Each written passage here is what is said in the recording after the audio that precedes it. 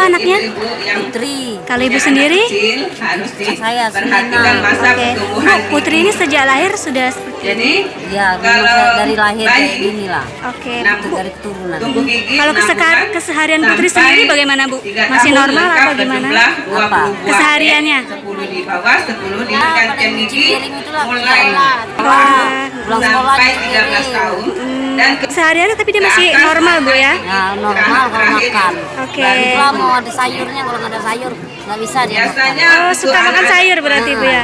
Jadi kalau kayak maaf ayam, ikan itu agak susah? Bisa juga asal ada sayurnya. Nasi kering sayur bisa dia makan. Kalau nasi kering itu nggak ada sayur nggak bisa dia. Putri sendiri udah pernah dibawa ke rumah sakit belum, Bu? Belum. Selama ini belum pernah ya? Bu, harapannya kepada pemerintah apa, Bu? Minta tolong lah, minta tolong anak saya ini, minta obati, minta dioperasi kan, minta tolong sama pemerintah. Ya, tapi ini terbatas pada yang benar-benar membutuhkan. Dok, terkait kesulitannya, Dok, ada nggak, Dok? Kesulitan untuk operasi ini?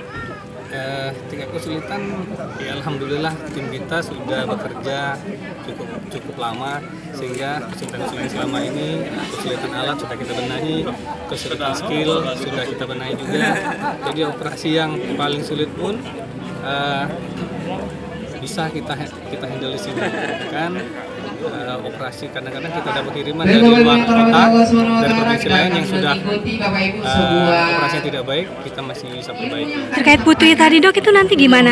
Apa? Putri yang maaf itu tadi. Nanti memang ada kriterianya, kita kan bergerak di bidang sumbing dan lagi kalau sumbing aja, kalau tingkat kesulitannya minimal itu kita kerjakan di sini, ada tadi pasti kita.